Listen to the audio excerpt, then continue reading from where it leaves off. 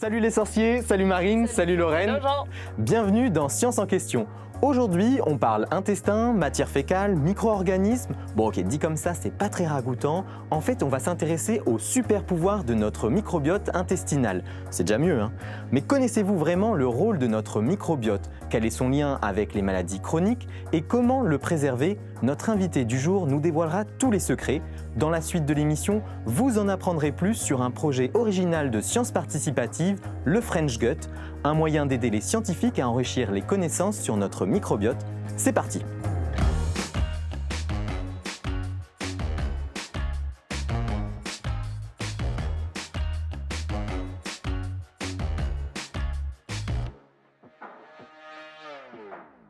Imaginez des bunkers pour stocker de la matière fécale, du caca quoi. C'est pas une blague, c'est même très sérieux. Figurez-vous que des scientifiques réfléchissent à collecter des échantillons de sel du monde entier. L'objectif, tenter de sauver la diversité des petites bestioles qui composent notre microbiote intestinal. Et on va voir qu'il est essentiel de le préserver avec notre invité du jour, Joël Doré. Bonjour. Bonjour. Alors vous êtes notamment directeur de recherche à INRAE et directeur scientifique de l'unité Métagénopolis, c'est exact? Oui, tout à Alors, fait. si on commence par les bases, est-ce que vous pouvez nous rappeler ou nous expliquer ce qu'on appelle le microbiote intestinal? Bien sûr. Alors, le microbiote, c'est l'ensemble des micro-organismes qui constituent un écosystème. Microbiote intestinal, donc c'est cet écosystème microbien que l'on a dans les intestins. Et quand on parle de micro-organismes, ça comprend quoi exactement? Alors, Qu'est-ce qu'on appelle c'est micro-organisme? principalement des bactéries pour le gros intestin humain, mais c'est aussi des champignons, des levures, des virus, des phages qui sont des virus de bactéries, et occasionnellement des protistes, des protozoaires en fait. Et à quel moment ils viennent coloniser finalement notre intestin? Alors c'est un point important, en fait on est dans un environnement virtuellement stérile dans l'utérus maternel, et puis le moment de la naissance est le moment de la rencontre entre le nouveau-né et les microbes. C'est massif. Nous, on cultive des bactéries sur des boîtes de pétri qui sont stériles et d'un seul coup, il y a plein de colonies qui apparaissent. C'est un petit peu la même chose. Le nouveau-né, au moment de la naissance, surtout dans une naissance par voie basse, reçoit de sa mère un shoot de micro-organismes qui est vertigineux et qui vont se développer partout, donc sur la peau et dans toutes les interfaces, et dont l'intestin. En 24 heures, en fait, on a plus de 100 milliards de bactéries par gramme de contenu intestinal au niveau du côlon. Et puis ça se développe et ça se diversifie très vite. Donc ça veut dire que c'est unique, c'est propre à chaque individu, on a tous un microbiote différent? Là, on étudie en fait le microbiote intestinal depuis des années, et ce qu'on peut dire aujourd'hui, c'est qu'on identifie pour un individu adulte autour de 300 espèces différentes, et il y a une vingtaine seulement qui sont très conservées dans la population humaine. Donc effectivement, sur la base du profil d'espèces bactériennes qu'on va trouver, chaque individu a sa signature, en fait, son microbiote propre, avec quelques microbes partagés, parce que probablement cela contribue à des fonctions vraiment clés de l'écosystème. Alors, on sait aujourd'hui d'ailleurs qu'il est essentiel pour le bon fonctionnement de l'organisme. Il remplit 3 fonctions principales. Quelles sont ces fonctions? Alors, si on veut limiter à 3 fonctions principales, il y a tout d'abord une contribution à la digestion. Les microbes contribuent à digérer ce qui, principalement au niveau du côlon, arrive intact en fait, au niveau de ces parties lointaines de l'intestin. Et c'est notamment les fibres et les polyphénols qui donnent la couleur au végétal, sur le premier volet. Le deuxième volet, c'est une protection directe contre l'installation, la prolifération des microbes de l'environnement. J'aime bien dire, quand on mange un morceau de fromage, c'est 100 milliards de bactéries, de levures, de champignons, et aucun de ces micro-organismes ne va s'implanter dans les intestins parce que notre microbiote normal occupe l'espace et n'autorise pas l'implantation de ceux qui viennent de l'extérieur. Et puis la troisième fonction, c'est une fonction de communication, de dialogue avec l'ensemble des systèmes du corps humain. On parle d'axe intestin-cerveau, par exemple, pour évoquer le fait qu'il y a du signal qui va de l'intestin jusqu'au cerveau, mais il y a aussi des interactions intestin avec le foie, avec les poumons, avec le cœur, en fait. Et donc, c'est cette notion que le microbiote produit des signaux qui sont véhiculés dans tout l'organisme, et cette signalisation, elle est vraiment essentielle au maintien de la santé et du bien-être. Alors, je reviens sur mon histoire de départ que j'évoquais au début de cette émission. Donc, le microbiote, la diversité du microbiote est en train de diminuer. Pourquoi elle diminue? Est-ce qu'on a une petite idée? Alors, on a des travaux qui ont documenté depuis le début des années 2000, en réalité, la différence entre les microbiotes de population occidentale, nous, nos concitoyens européens, américains, surtout l'hémisphère nord, en fait, et puis les microbiotes de population qui sont restés à l'écart de la modernité. Donc, c'est par exemple des tribus de chasseurs-cueilleurs en Afrique ou des tribus indiennes en Amazonie. Et quand on fait cette comparaison, on se rend compte que nous, en Occident, avons perdu à peu près 50% de la richesse de nos microbiotes intestinaux. Donc c'est vraiment une perte, une extinction de biodiversité, un peu à l'image de l'extinction des espèces supérieures. On sait qu'on perd en ce moment des insectes, des poissons, des oiseaux, des mammifères. En même temps, en fait, on a cette perte de biodiversité invisible, parce que ce n'est pas visible à l'œil nu. Et par contre, c'est réel. Comme on sait que la faible richesse du microbiote a plutôt tendance à être associée à des risques de maladies chroniques ou des risques de maladies en général, on est moins bien protégé contre les microbes de l'environnement, par exemple. C'est là le problème, finalement. Donc, cette perte on a cette crainte. Et donc, les collègues américains en question ont porté ce projet de préservation pour la postérité, en fait, de la richesse des microbiotes intestinaux, en se disant, faisons-le tout de suite, parce qu'on sait qu'on est sur cette tendance de disparition. Alors, avant d'aller plus loin, voyons ce que les gens connaissent sur le microbiote. On les a questionnés sur un mot mystère. Le mot mystère, c'est dysbiose. Écoutez leur réponse.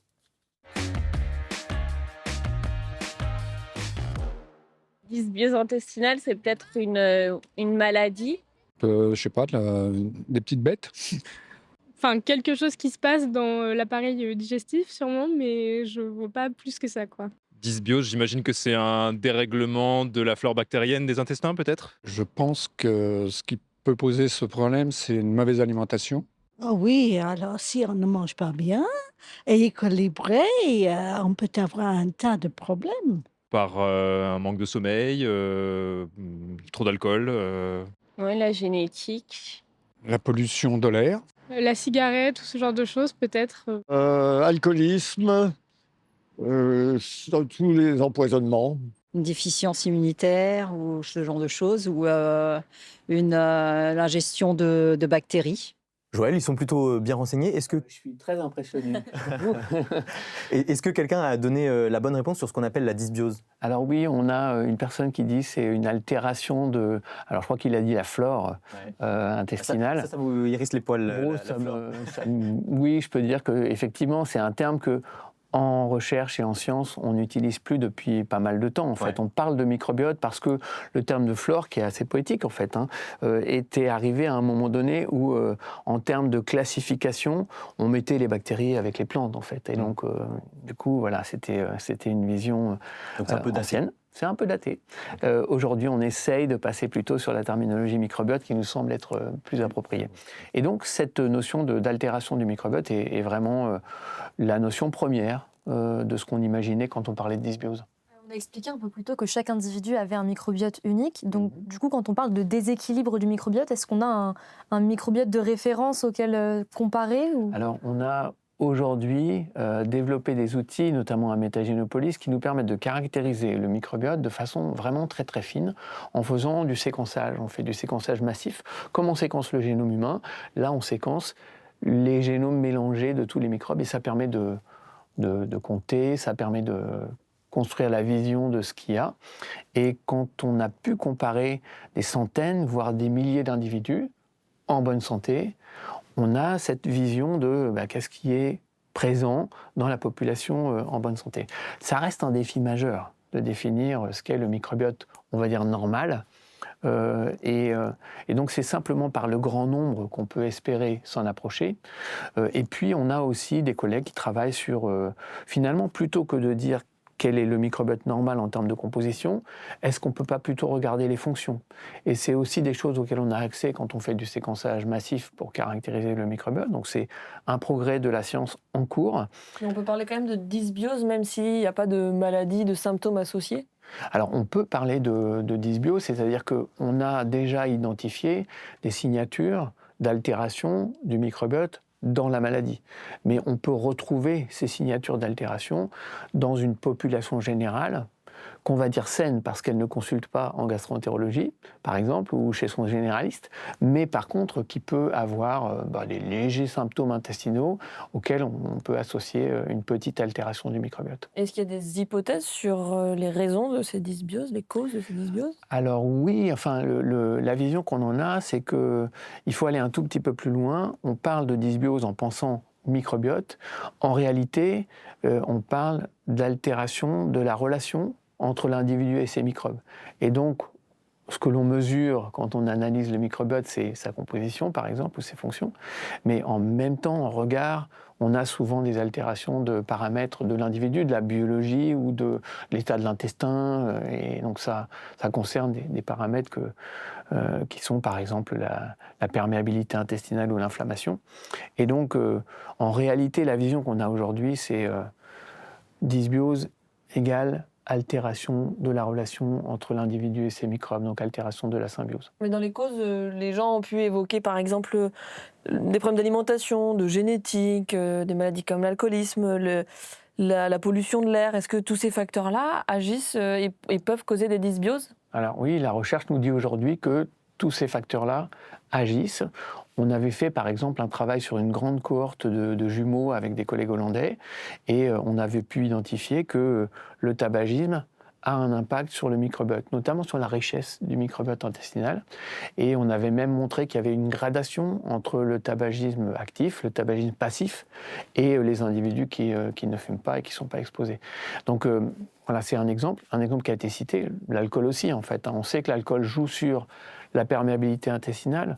Donc même s'il ne joue pas directement sur le microbiote, bien simplement en jouant sur la perméabilité, il va favoriser l'installation de signaux qui viennent de l'humain en fait, vers le microbiote qui vont pouvoir altérer certains micro-organismes. Alors vous avez commencé à nous le dire, grâce au progrès de la recherche scientifique, on sait aujourd'hui que un microbiote déréglé, c'est la porte ouverte à certaines maladies et inversement. On découvre ça avec Lorraine dans le Science en Action.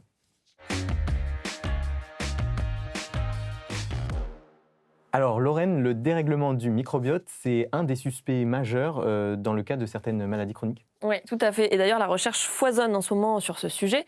Pour commencer déjà, Joël, est-ce que vous pouvez nous définir ce que c'est une maladie chronique? Alors, on parle de maladie chronique en faisant référence aux maladies longue durée, en fait, aux affections longue durée, ALD quelquefois, est le raccourci qu'on utilise, et qui concernent des patients qui ont des troubles qui sont suivis. Et très souvent, on a affaire à des contextes de maladies chroniques, par exemple dans le parcours de l'obésité ou le surpoids vers l'obésité, puis l'obésité associée au diabète, et puis les comorbidités qu'on appelle cardiométaboliques avec le risque de crise cardiaque. C'est un parcours en fait, un parcours clinique.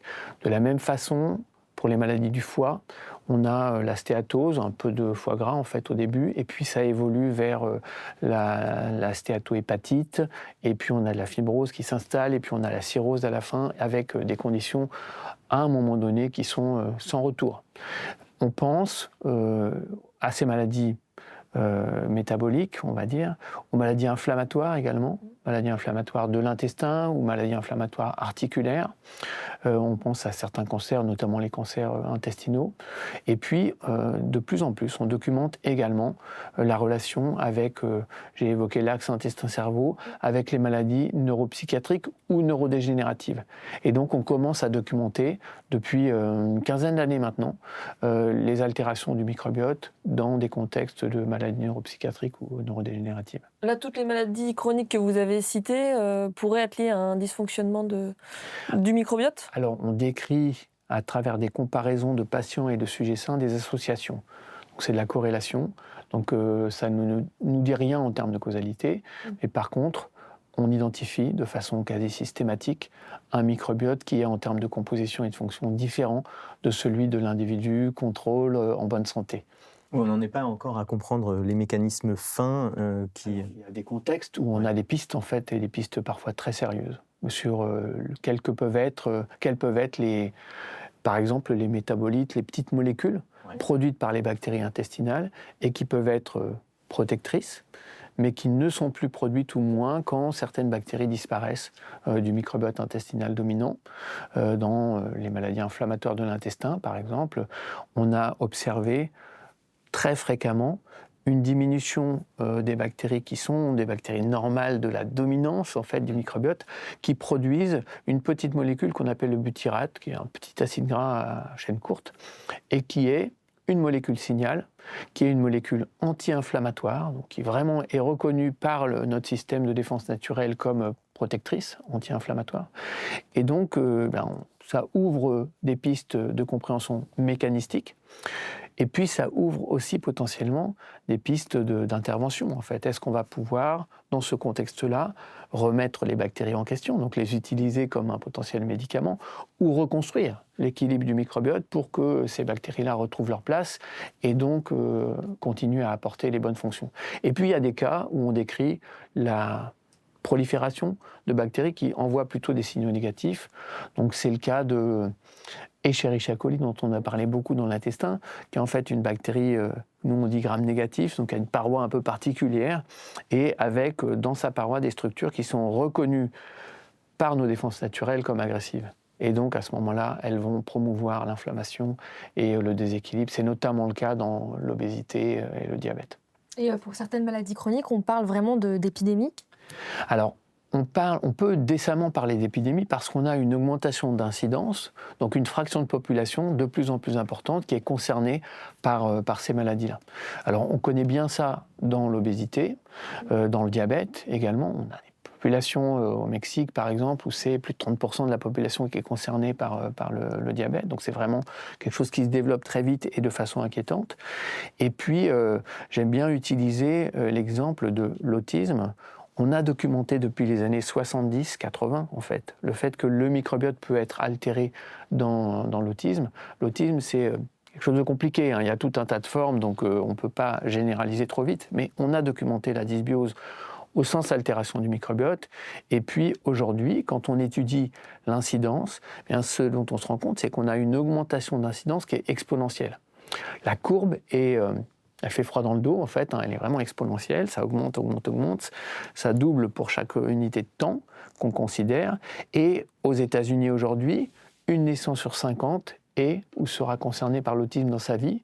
Donc on est à un stade qui est vraiment inquiétant. Alors probablement dans l'augmentation, l'amélioration du diagnostic va avoir un impact quand même. Et est-ce qu'on peut faire le lien avec du coup la réduction de diversité de notre microbiote dont on parlait en début d'émission, ou ce serait un peu rapide comme... On évoquait maladies chroniques, ces maladies avec un processus d'évolution progressive vers des stades de plus en plus sévères. Quand on étudie le microbiote chez les patients, on se rend compte que plus on est vers des stades sévères de la maladie, plus on a un appauvrissement du microbiote intestinal. Et donc, on associe, là encore, on ne peut pas parler de lien de causalité en tant que tel, mais on associe une faible richesse du microbiote à un risque plus grand d'aggravation et potentiellement à une vitesse plus rapide d'aggravation dans la maladie. Alors vous l'avez dit, les bactéries qu'on a dans notre intestin produisent plein de petites molécules, des signaux qui discutent avec nous. Concrètement, qu'est-ce qui est altéré dans la discussion avec notre intestin entre les micro-organismes qui l'habitent et notre paroi? On a parlé beaucoup d'hyperperméabilité intestinale tout à l'heure, sans forcément le définir. Ça, c'est un point important de ce problème de discussion. Est-ce que vous pouvez nous expliquer ce que c'est l'hyperperméabilité? Donc c'est vraiment important. Au-delà de la dysbiose qu'on a décrit initialement comme l'altération du microbiote, en fait, on voit bien dans les maladies chroniques dont on a parlé que ce qui se dérègle, c'est pas juste le microbiote dans sa composition, c'est aussi la paroi intestinale, avec très souvent de la perméabilité ou de l'hyperperméabilité. La paroi intestinale, c'est une monocouche de cellules humaines. Une seule couche de cellules humaines qui sépare le contenu de l'intestin avec tous les microbes et la voie sanguine en dessous, en fait, et les muscles lisses qui tapissent l'intestin, puis des neurones aussi, donc la voie nerveuse. Et donc, on voit bien comment si les cellules de la paroi intestinale s'écartent un petit peu, c'est ça la perméabilité en réalité. Ça laisse passer beaucoup plus de signal, ça peut même laisser passer des microbes entiers parfois. Et donc là, on a un risque d'incompréhension de la part de nos défenses naturelles qui sont là en vigilance en permanence pour régler le moindre dérèglement. Là, elle voit passer d'un seul coup énormément de signal qui vient du contenu intestinal. Quand on dit signal, ça peut être des molécules? Alors, c'est des molécules, ça peut être des résidus alimentaires, ça peut être des choses qui sont produites par les bactéries elles-mêmes, ça peut être des morceaux de bactéries ou de cellules humaines aussi. Et donc, nos défenses naturelles, elles voient arriver cette surcharge de ce que j'appelle signal. Et à ce moment-là, elle décide que non, ça ne va pas, on fait de l'inflammation.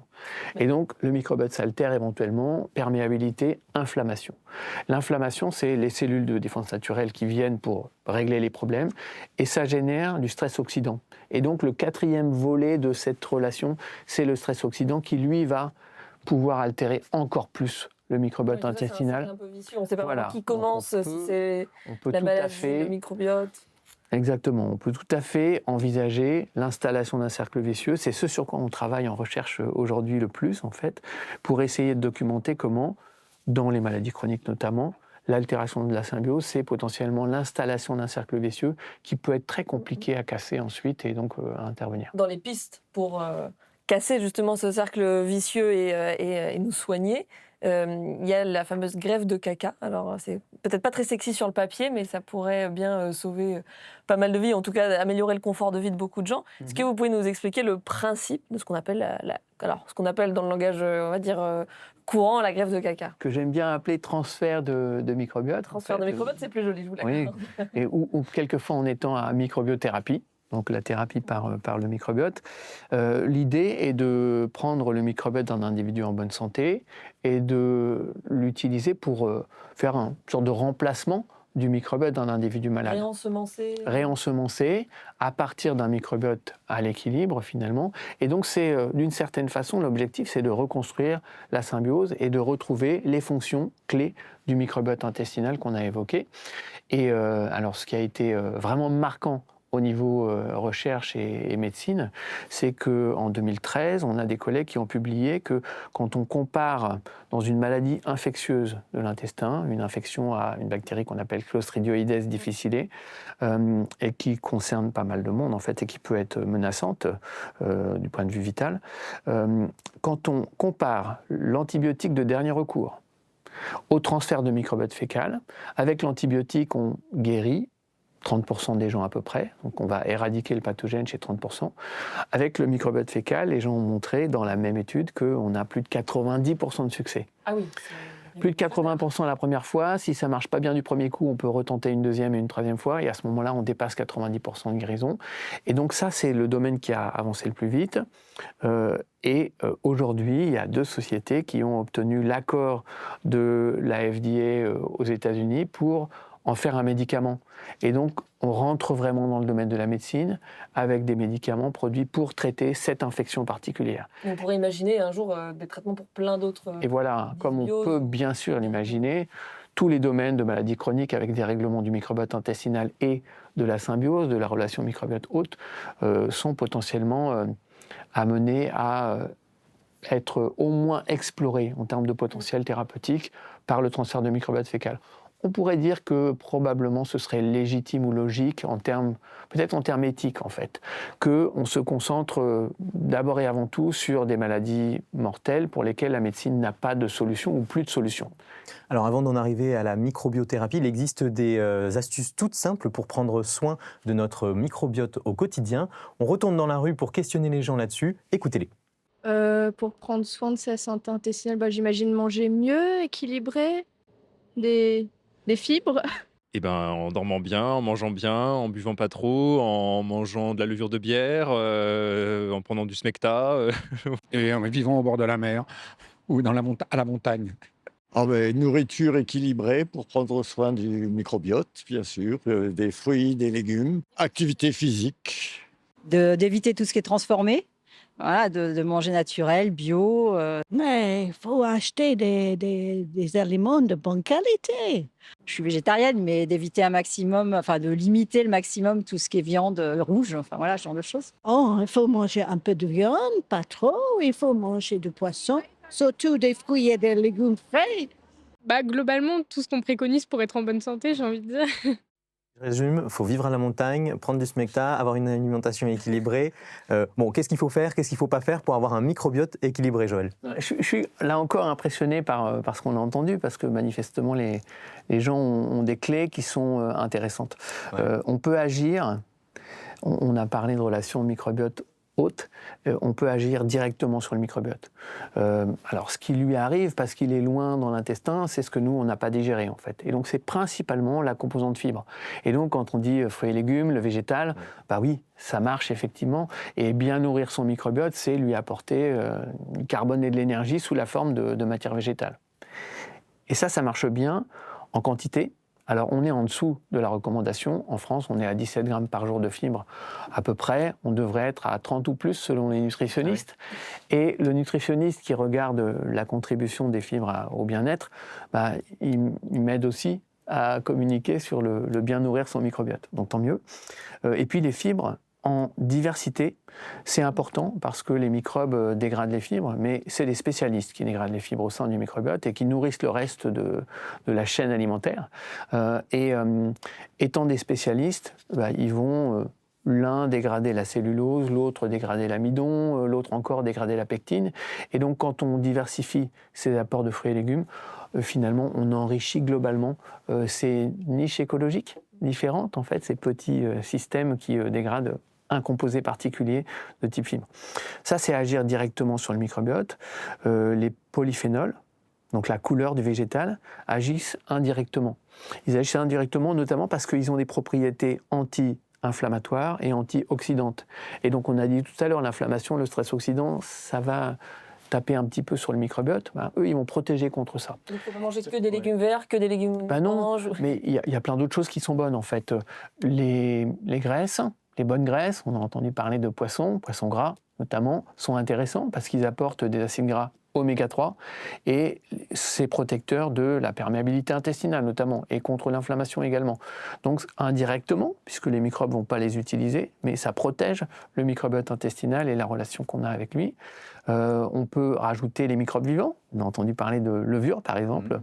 Les microbes vivants globalement, donc les produits fermentés de l'alimentation, sont intéressants.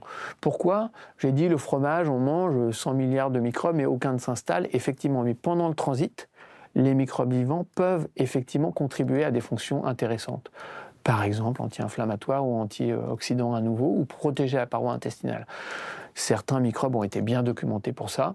Bon, quand on fait son kéfir ou ses yaourts soi-même, bah, finalement, on va contribuer par cet apport de microbes vivants à globalement des fonctions potentiellement intéressantes. Et ça, c'était, vous disiez, agir directement sur le microbiote, mais on peut aussi agir sur d'autres facteurs. Il y a quelqu'un qui disait vivre à la montagne. Oui. Donc c'est l'autre volet qui concerne plus le stress et l'anxiété.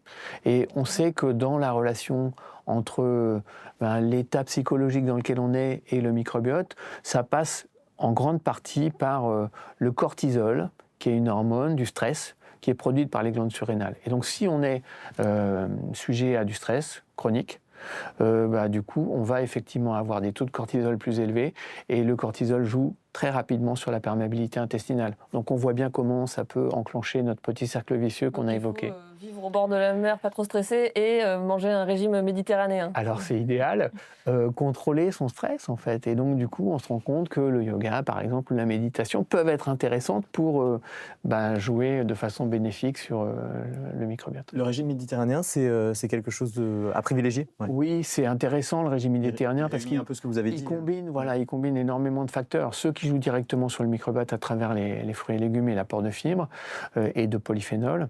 Et puis ceux qui jouent indirectement à travers les bonnes graisses, à travers le microbe vivant. Et aussi, ça a été évoqué par les gens que vous interviewez, la diminution de facteurs de stress pour l'intestin et ou pour le microbiote. Et ce qui a été évoqué, c'est l'ultra transformé, donc les additifs alimentaires. Donc ça, effectivement, si on peut éviter, c'est mieux. La France est pas trop mal dans le classement international. Il y a vraiment un gradient en Europe entre le sud et le nord. Et au nord, il y a beaucoup d'ultra transformés, beaucoup moins dans les pays méditerranéens où on cuisine encore en fait. Et puis la viande rouge, ça a été évoqué. Là, on a de l'épidémiologie très convaincante qui nous dit que le risque de maladies chroniques en général et surtout de cancers par exemple intestinaux est augmenté par une surconsommation de viande rouge. Juste le smecta, par contre, c'est que quand on est malade. Comment marche le smecta, c'est de l'argile en fait. Donc c'est une poudre d'argile qui a tendance à piéger les petites molécules. Quand on a une gastro-entérite, parmi les petites choses que le smecta va piéger, il y a les virus en fait. Et donc du coup, ça va pouvoir nous débarrasser plus rapidement des conséquences de l'infection virale. On va avoir seulement 2 jours de diarrhée au lieu de 4 en fait. Hein. Donc Mais en c'est tout pas cas, anodin quand on est... On passe ça au quotidien pour préserver son microbiote. Voilà, bon, pas nécessaire. Moi, j'ai une petite question qui me vient comme ça. Est-ce qu'il y a une différence entre la consommation d'aliments cuits et d'aliments crus? Est-ce que les effets sont différents sur le microbiote? Alors, on l'a évoqué, le microbiote reçoit de l'alimentation qu'on n'a pas digéré. Si on digère plus ou mieux des composés de l'alimentation parce que c'est cuit, à ce moment-là, on va moins nourrir notre microbiote. Dans certains cas, ça marche à l'envers. Par exemple, si on cuit du riz et puis qu'on le laisse refroidir, l'amidon du riz va être rétrogradé par ce processus et il devient à peu près à moitié résistant. Et donc, alors que normalement il est digéré dès la bouche, en fait, et puis dans les parties hautes de l'intestin, la moitié est résistant, c'est-à-dire que la moitié devient fibre et va nourrir le microbiote intestinal. Et donc, la consommation du riz ou des pâtes refroidies, c'est génial. Et c'est en plus un processus irréversible. Donc, même si on les réchauffe, même si on les poêle, par exemple, on apporte des fibres. Il vaut mieux manger du riz réchauffé ou des salades de riz froides, des salades de pâtes. Exactement, c'est pas inintéressant pour nourrir son microbiote. Et aujourd'hui, si on veut connaître l'état de santé de son microbiote, il existe des autotests. Est-ce que c'est utile? Est-ce que c'est fiable? Alors, très bonne question, évidemment. J'ai une position un peu personnelle, marquée. Je ne suis pas sûr qu'elle représente la position de mon institut, mais je comprends qu'on puisse être curieux, en fait. Et donc, pour répondre à la question, si on a envie de satisfaire de la curiosité, il y a aujourd'hui la possibilité de s'adresser à des petites sociétés qui proposent pour quelques centaines d'euros la caractérisation du microbiote intestinal et puis qui renvoient un beau rapport, j'ai envie de dire, d'une 40aine de pages avec des belles images qui vous dit, voilà, par rapport à la population générale de référence utilisée par la société en question, ou si tout va bien, quelques centaines, voire quelques milliers d'individus, vous êtes là. Et donc, ça nous montre un petit peu ce qui est en train de sortir un petit peu de la normalité par rapport à une population de référence. C'est pas utilisé et c'est pas utilisable en médecine aujourd'hui. Pourquoi? Parce que pour avoir une utilisation en médecine, il faut des standards.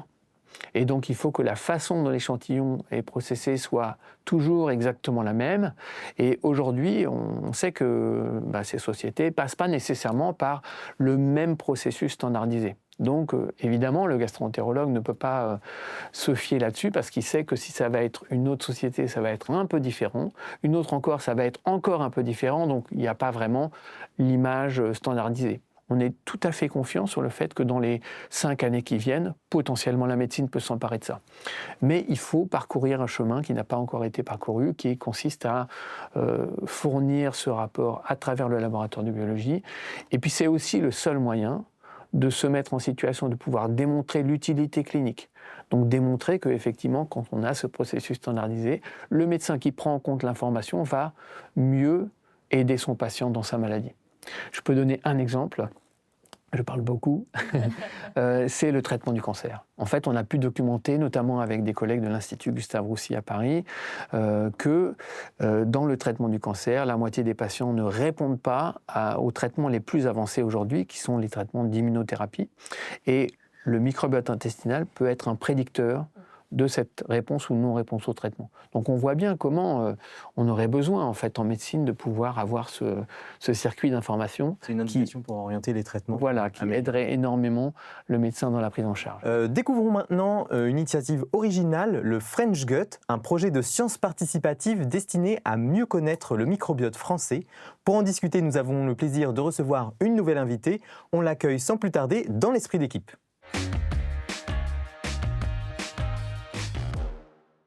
Bonjour Anne-Sophie Alvarez. Bonjour. Bienvenue sur le plateau de Science en question. Alors vous êtes responsable communication de l'unité Métagénopolis et du projet Le French Gut. On peut le traduire par le microbiote français, c'est ça? C'est ça, tout à fait. Ok. Alors vous avez lancé ce projet de science participative en septembre 2022 en partenariat avec la PHP, l'INSERM. Il y avait des acteurs publics, c'est ça aussi? Donc tout à fait. En fait, c'est un projet qui a été initié au départ par notre unité Métagénopolis, donc qui est expert dans la recherche du microbiote intestinal humain et animal. C'est un projet qui est porté au niveau national par INRAE, qui est réalisé en collaboration avec la PHP, Il y a tout un consortium de partenaires publics, notamment l'INSERM, le CEA, AgroParisTech, et aussi de partenaires privés, dont l'Institut Pasteur. Et alors l'objectif scientifique, c'est quoi exactement ?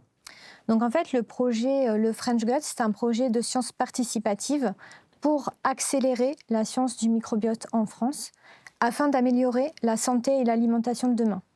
Donc c'est un projet qui va permettre d'aller plus vite et plus loin dans les connaissances du microbiote intestinal pour aller vers de la prévention santé, mais aussi pour permettre d'ouvrir la voie au développement de thérapies innovantes contre les maladies chroniques associées à une altération du microbiote. Et là, c'est prévu pour durer jusqu'à quand ? Donc c'est un projet qui va durer jusqu'en 2027. Et on cherche 100 000 participants. Mais alors l'objectif, c'est de caractériser la diversité. Mais imaginons que 90% des échantillons viennent de la région Île-de-France, par exemple. Comment vous faites pour éviter les biais, en tout cas pour avoir une diversité qui représente vraiment la France, donc vraiment toutes les régions, etc. Ouais, la question du biais systématique est vraiment importante, évidemment. On ne pourra pas complètement se soustraire de biais. Quand on fait une étude en population générale, on sait que ça existe. Peut-être Anne-Sophie peut donner des éléments sur ce qu'on a déjà comme vision d'un recrutement complètement ouvert, en fait, par Internet, de nos premiers milliers d'individus. Oui, en effet. Du coup, on a lancé la première phase pilote de 3000 participants en septembre. Et donc, les premières données indiquent vraiment une tranche d'âge de 40 à 65 ans. Toutes régions de France ont participé, avec notamment l'Île-de-France et Provence-Alpes-Côte d'Azur, qui était le plus marqué. Ouais. Ça va être aussi l'objectif de la communication du projet Le French Gut. Ça va être vraiment de cibler. Donc, il va y avoir plusieurs appels au recrutement en fait, d'ici 2027. Et pour chaque appel au recrutement, on va vraiment cibler en termes de communication la tranche, par exemple, d'âge qui manque dans le projet. L'idée, c'est vraiment d'avoir une cartographie de la population générale, aussi bien en bonne santé que malade, toutes tranches d'âge confondues. Et alors, quand on est décidé à participer, qu'est-ce qu'on doit faire ? Qu'est-ce qui se passe ensuite ? Donc la participation au projet, elle est gratuite. Ouais. Donc elle est ouverte à toute personne majeure qui réside en France métropolitaine. Donc il faut s'inscrire exclusivement sur le site internet Le French Gut, donc c'est lefrenchgut.fr. Okay. Une fois que vous vous inscrivez, il y a un petit questionnaire à remplir pour créer votre compte participant. Une fois que le compte participant est créé, vous allez pouvoir remplir un petit questionnaire d'une quinzaine de minutes sur vos habitudes alimentaires et votre état de santé. Une fois que c'est fait, en fait, c'est les hôpitaux de Paris qui enverront à votre domicile le kit de collecte, donc le French Gut, que le participant va recevoir à son domicile pour faire son don de sel. Okay. Donc, il faut savoir, dans le kit de collecte, donc, il y a une notice en fait, d'utilisation qui explique vraiment en détail comment procéder pour faire son don en fait, de sel. Il y a également en fait, un tube pour réaliser la petite collecte. Okay. Et une enveloppe déjà préaffranchie. Donc on a fait en sorte que tout soit simplifié pour le participant pour qu'il puisse faire en fait tout de son domicile. Une fois que le don est fait, l'échantillon repart donc par une enveloppe préaffranchie à la PHP et ensuite c'est retourné à INRAE. D'accord. Alors sans rentrer dans trop de détails techniques, mais on n'a pas besoin de prélever non plus des quantités faramineuses. Voilà. On a un tube avec une petite cuillère en fait au bout, okay. Et c'est à peu près calibré pour 500 mg, un demi-gramme. Et donc ça, c'est ce dont on a besoin pour réaliser énormément de travail pendant des années. Donc matière première, j'ai envie de dire. Ah bah oui, oui. Ceux qui connaissent le dépistage du cancer colorectal, c'est un peu la même chose. On reçoit un kit chez soi. Il y a beaucoup moins de matériel qui est prélevé, mais ça revient au même. C'est effectivement. Et on a simplifié ça au maximum grâce à l'identification de conditions qui permettent de faire un transport à température ambiante, par exemple. Quand j'ai commencé, début des années 2000, on avait l'obligation de faire un transport très rapide. Donc on appelait ça des motocrottes en fait, qui allaient de l'hôpital à l'INRA et qui nous amenaient les échantillons qui étaient immédiatement congelés, par exemple, ou techniqués tout de suite en fait. Ok, nous on le renvoie après par la poste, tout simplement. C'est ça, en fait, vraiment à l'intérieur, il y a une enveloppe qui est préaffranchie. Donc la personne, en fait, va mettre son échantillon à l'intérieur de l'enveloppe. Ouais. Il y aura un code marqué avec ses initiales, voilà. Ça va repartir directement par la poste et arriver à la PHP, qui va du coup pseudo-anonymiser les données. Et ensuite, ça va arriver à l'INRAE, donc à Métagénopolis, pour déjà le mettre en congélation, pour bien le stocker et ensuite l'analyser. Aujourd'hui, au moment où on enregistre cette émission, il y a 3000 personnes qui ont déjà participé au projet. Et donc, vous disiez, donc, ils arrivent, ils sont congelés. Après, que deviennent les échantillons ? Donc, effectivement, dans un premier temps, donc, on les conserve à moins 80 degrés pour bien les conserver et garder la bonne qualité des échantillons. Et ensuite, ils vont être analysés. Donc, pour analyser un échantillon de sel, il y a plusieurs étapes. La première, ça va vraiment être d'extraire l'ADN des bactéries présentes en fait, dans les sels. Une fois que cet ADN est extrait, donc, il va être séquencé, c'est-à-dire qu'on va lire en fait, l'ADN de toutes ces bactéries. Ça va générer des millions de petits fichiers informatiques. Et ensuite, il y a toute une équipe d'analystes, de bioanalystes bioinformatiques à Métagénopolis qui vont permettre d'analyser en fait, tous ces échantillons pour bien connaître en fait, la composition en termes de bactéries dans un échantillon de sel et ensuite de creuser les liens avec les données alimentaires et cliniques qui seront issues du questionnaire que le participant aura rempli. Bon, vous l'avez dit, tout ça est anonyme, reste anonyme. Tout à fait. Ok. Et qu'est-ce que vous en entendez alors de ce projet pour la connaissance sur le microbiote en général ? On a jusque-là travaillé beaucoup sur la comparaison patient-sujet sain dans des maladies particulières et sur des petits effectifs. Et même en travaillant sur des petits effectifs, on a parfois mis en évidence des signaux vraiment très forts, en fait, et donc commencé à caractériser des signatures de la pathologie, des signatures de risque d'aggravation, pas nécessairement de risque de déclenchement de la maladie, mais d'aggravation, et autant d'éléments qui sont des pistes sur la façon de potentiellement intégrer le microbiote, le paramètre microbiote, dans la thérapie et, comme l'évoquait Anne-Sophie, dans l'innovation, en fait, en termes de thérapie. Le fait qu'on ait travaillé sur des effectifs assez limités est pénalisant, pour ne pas dire un facteur limitant majeur, parce qu'on sait qu'on travaille sur la caractérisation de millions de signaux, c'est des millions de gènes potentiellement dans un microbiote intestinal, alors qu'on a assez peu d'individus. Et donc, quand on est dans ce contexte-là, mathématiquement, on peut faire des erreurs ou des paris assez importants sur les signatures qu'on arrive à identifier. On a besoin de passer à une autre échelle, en fait. Et donc voilà, il faut ce changement d'échelle pour vraiment avoir des choses robustes en termes de diagnostic. Finalement, c'est ça qui montre aussi que là, la recherche et l'intérêt autour du microbiote grandit et prend un peu plus de place dans la recherche scientifique, non, aussi ? Oui, et on a aussi besoin d'une contribution sociétale ou citoyenne, en l'occurrence. L'appel est lancé. D'ailleurs, Anne-Sophie, vous nous rappelez le site internet si certaines personnes sont décidées à participer ? Donc c'est lefrenchgut.fr. Très bien, le message est passé. Alors évidemment, on n'a pas pu s'empêcher de demander aux passants qu'on a croisés dans la rue s'ils étaient prêts à participer à l'expérience. Écoutez ce qu'ils nous ont répondu. Je serais... Sur ce genre de projet, je serais prêt à participer, oui, parce que j'ai le temps, et puis que j'ai 70 ans, et puis que ça m'intéresse maintenant. Voilà. Je pense qu'il faut peut-être sensibiliser un peu sur comment c'est récolté, parce que bon, c'est un endroit où on n'a pas trop envie d'avoir des problèmes ou ce genre de choses, quoi. Pourquoi pas, oui, si ça peut aider la science et le progrès de la médecine en général. Alors sur le principe, oui. Ce qu'il y a, c'est que je viens en région parisienne, parce que je ne suis pas d'ici, pour être suivie dans le cadre d'une maladie, où je participe déjà à un protocole. Donc voilà, peut-être pas participer à un protocole en plus. Voilà. Mais oui, ça pouvait être intéressant.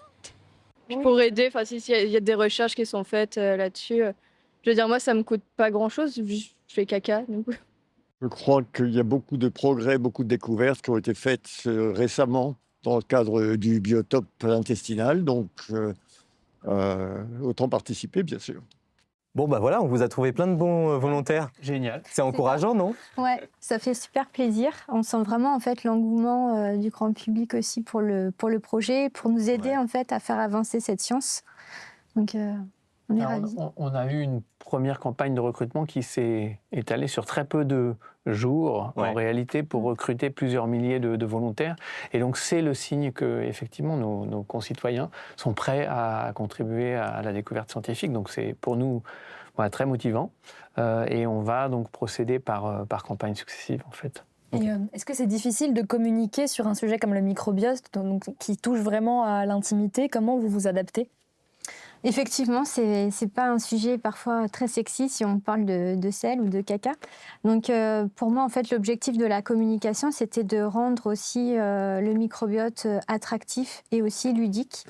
Donc ça passe aussi par une communication dans laquelle déjà je sensibilise beaucoup. J'explique en fait le contexte du microbiote, son importance pour la santé et comment on peut en prendre soin. L'idée c'est vraiment d'expliquer aux gens en fait le pourquoi participer au projet finalement pour les embarquer ensuite dans la participation. Bah oui, on le voit à travers les micro-trottoirs, dès qu'on leur a expliqué un petit peu l'intérêt du microbiote, etc., j'ai l'impression que ça les a un peu aussi motivés. Oui, Sûr que quand on comprend dans quelle démarche on fait ça, c'est plus simple. C'est ça. Et Joël, le projet il s'inscrit en plus dans un projet encore plus large qui s'appelle le Million Microbiote of Humans Project. Oui. C'est la même chose mais à l'échelle internationale. À l'échelle internationale, ça a été initié en 2019. Metagenopolis, notre unité, a été parmi les 5 membres fondateurs, on va dire, avec le Beijing Genome Institute, l'Institut du génome en Chine, à Pékin, enfin à Shenzhen en réalité, avec une université et un hôpital en Estonie, avec le Danemark, avec la Suède et avec la France, avec Metagenopolis. Et on sait aujourd'hui qu'il y a énormément d'autres pays qui sont candidats, en fait, qui veulent participer à ce projet, qui vise à recruter 1 million de volontaires pour la caractérisation d'échantillons principalement intestinaux, mais pas que. En fait, il y aura aussi probablement des échantillons salivaires ou de microbiotes cutanés qui seront caractérisés. Et d'ici combien de temps on pourrait imaginer des premiers résultats sur peut-être des différences mondiales dans le microbiote? Il y a déjà eu, je pense, au niveau international, quelques dizaines de milliers d'individus qui ont été recrutés. Et donc, on peut imaginer que dans les 12 mois qui viennent, en fait, on aura les premiers résultats. Okay. Oui, tout à fait. Je vous propose qu'on s'intéresse maintenant à votre parcours. C'est notre séquence en coulisses. Alors Marine, pour Joël, je crois que tout a commencé avec une vache. Exactement. Joël, aujourd'hui, vous travaillez sur la symbiose entre le microbiote intestinal et le corps humain, mais ça n'a pas toujours été le cas. Vous avez commencé par étudier le microbiote des ruminants et notamment celui des vaches. Et en fait, on peut dire que vous êtes passé non pas du coq à l'âne, mais de la vache à l'humain. Pourquoi les ruminants à l'origine et pourquoi être passé à l'humain ensuite? Alors, j'ai fait une formation d'agronome, ingénieur agronome, et à Rennes, et avec un diplôme universitaire, en fait un DEA à l'époque, master aujourd'hui. Et ça me donnait l'envie de faire de la recherche. Et donc, du coup, voilà, j'ai exploré les possibilités. J'ai fait un stage de fin d'études avec l'INRA. Et donc, j'ai candidaté pour être employé contractuel, en fait, à l'INRA au début. Et le laboratoire dans lequel j'ai été recruté travaillait sur le microbiote intestinal. J'étais assez sensibilisé à la vision importance du microbe, en fait, pour l'humain en termes de santé, ou l'animal en termes de santé, mais plutôt du côté vétérinaire au début. Et c'est un peu certainement ce qui m'a conduit à aller vers le ruminant. Ce qui était intéressant dans cette partie initiale de mon parcours, c'est que le ruminant, et donc c'est cet animal qui a une énorme poche au début avec plein de microbes, il digère la cellulose, la plante, la matière végétale qu'il ingère grâce à ces microbes. Et donc c'est vraiment les bactéries, les champignons, les levures, les protozoaires qu'il a dans son rumen qui font le job pour lui et qui lui fournissent 95% de son énergie et 80% de ses protéines. Donc c'est vraiment une association à 2 acteurs en fait qui est essentielle. C'est le sens même d'une symbiose. Et donc, pour moi, ça a été quelque chose que j'ai gardé toute ma carrière, en fait, qui m'a suivi et qui m'a conduit, alors, par opportunité, à un moment donné, à vouloir monter sur Paris et avoir la possibilité de passer de l'animal à l'humain. Vous, Anne-Sophie, vous êtes un couteau suisse. On peut revenir sur votre parcours qui est assez inhabituel. Vous avez fait un master de recherche en microbiologie, vous avez travaillé dans différents laboratoires et ensuite vous vous êtes reconverti 2 fois. Donc une fois pour faire de l'analyse de données biologiques et une autre fois pour faire de la communication scientifique. Donc qu'est-ce qui vous guide dans votre parcours professionnel? Donc moi, j'ai toujours été attirée par les sciences. Donc quand j'étais enfant, je rêvais d'infiniment grand, donc je voulais être astrophysicienne. Et c'est à la faculté en fait que j'ai découvert les micro-organismes et j'ai été assez impressionnée en fait par leur rôle, leur fonction importante pour la planète et aussi pour nous, les humains. Et donc, je me suis dirigée en fait vers la microbiologie. J'ai fait un master et aussi un doctorat en fait. Donc voilà, j'ai travaillé plusieurs années dans un laboratoire de microbiologie, donc aussi bien en milieu hospitalier qu'en laboratoire académique et aussi dans l'industrie. J'ai vraiment apprécié ça. Mais par contre, je voulais creuser le côté analyse de données. Expertise qui m'a manqué en fait un petit peu pendant ma thèse où j'avais généré beaucoup de données. Et donc c'est en rédigeant en fait ma thèse que j'ai vu un jour Joël Doré, donc à la télévision, qui faisait une interview en fait sur le microbiote intestinal. Donc il parlait de Métaginopolis et donc c'est là je me suis dit waouh c'est top, il faut que j'y aille. Donc j'ai contacté Joël sur LinkedIn. Et donc, c'est comme ça que j'ai pu en fait commencer en tant que chercheur bioanalyste pour comprendre en fait, analyser les données de métagénomique, donc le microbiote intestinal, avec les liens santé et alimentation. Et pourquoi avoir switché ensuite vers la communication? Qu'est-ce que vous y trouvez? Du coup, j'ai eu l'opportunité donc un jour de travailler en fait avec une équipe de valorisation pour traduire la science du microbiote. Donc là, c'était pour le développement d'un produit innovant basé sur les fibres. Et donc, j'ai aimé en fait traduire cette science. Et donc, voilà, j'ai voulu me diriger vers la communication, mais toujours dans le domaine du microbiote. Et finalement, vous êtes tombé dans l'infiniment petit, en fait. Je suis tombée dans l'infiniment petit et je suis revenue à Métaginopolis INRAE, qui est expert dans la recherche du microbiote, du coup, pour communiquer cette science. Alors, si on parle un petit peu de votre poste, on peut dire qu'il regroupe plusieurs métiers en un. Vous faites à la fois de la communication numérique, donc sur les réseaux sociaux, et aussi de l'événementiel. Vous participez à divers festivals, des événements, des salons d'exposition, et vous intervenez aussi dans les écoles. Parmi tout cet éventail d'activités, qu'est-ce qui vous plaît le plus ? C'est vrai que c'est assez diversifié en termes de tâches et j'aime ça en fait. Ce que je préfère vraiment, c'est créer du contenu et le communiquer auprès du grand public. Pour moi, c'est hyper important de sensibiliser aussi bien les adultes que les enfants, qui sont les futurs acteurs de leur santé, sur le microbiote et comment ils peuvent en fait en prendre soin, leur donner des outils. Donc, j'essaie de créer le maximum de support communication autour de cette thématique. Et donc, pour les enfants, voilà, on est allé en fait dans des expositions à la rencontre aussi des collégiens, des lycéens, pour leur parler du microbiote, mais aussi d'écoles primaires.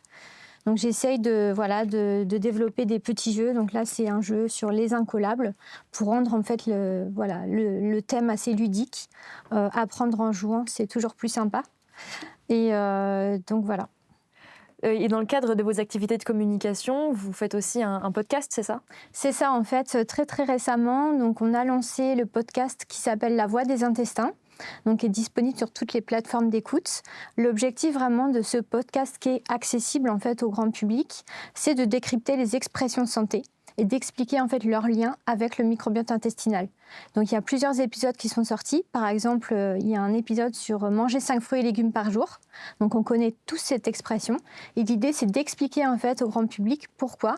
Parce qu'en fait, ça contient des fibres qui vont nourrir nos bactéries intestinales et nous permettre d'améliorer en fait notre microbiote et notre santé. Il y en a un autre avec Joël Doré notamment qui explique l'expression avoir la boule au ventre. Et donc là, on parle du lien intestin et microbiote cerveau. Joël, vous avez une longue carrière derrière vous et aujourd'hui, vous accompagnez des startups qui conçoivent des traitements pour aider les patients. Oui. Qu'est-ce que ça fait de voir que vos années de recherche se concrétisent comme ça ? Alors, je n'avais pas anticipé ça, en fait. Mais effectivement, depuis 2014, j'accompagne une start-up lyonnaise qui s'appelle Mad Pharma. Et puis, plus récemment, pendant la période Covid, j'ai cofondé 2 petites start-up, Gut Microbiome Testing, sur l'analyse du microbiote qu'on a évoqué, mais pour le laboratoire de biologie. Et puis, Novobiome, qui s'intéresse à notamment la façon d'écouter le dialogue entre les microbes et l'humain. Et puis, une bactérie particulière qui est intéressante dans les maladies hépatiques. Et donc, ça, c'est pour moi la possibilité d'aller jusqu'à la société, en fait, quoi. On peut rester chercheur dans un laboratoire et contribuer à la construction de connaissances, et j'ai fait ça pendant la majorité de ma carrière. Et puis, grâce à ces relations avec l'industrie, avec les startups, finalement, c'est traduire la connaissance et la transmettre à ce qui est un maillon obligatoire, en fait, pour que ça atteigne la société, notamment le patient, et avec les développements pour Mad Pharma de la microbiothérapie, du transfert de microbiote fécal, dans l'accompagnement du parcours du traitement du cancer, avec la possibilité de sauver des vies. Donc c'est quelque chose d'assez magique pour un chercheur en réalité. Bon, mais il n'y a pas que le microbiote dans la vie. Alors avant de se quitter, vous allez nous dévoiler quelles sont vos passions. C'est le coup de cœur de nos invités. Alors Marine, le hobby de nos invités n'est pas si éloigné que ça du microbiote. Non, en effet, Joël, on peut dire que votre métier vous suit même dans vos loisirs, puisque sur votre temps libre, vous aimez bien faire votre propre pain, votre propre kéfir, donc des aliments qui sont bénéfiques pour le microbiote. Est-ce que quand on fait fermenter ces aliments soi-même, on a de meilleures bactéries pour le microbiote ?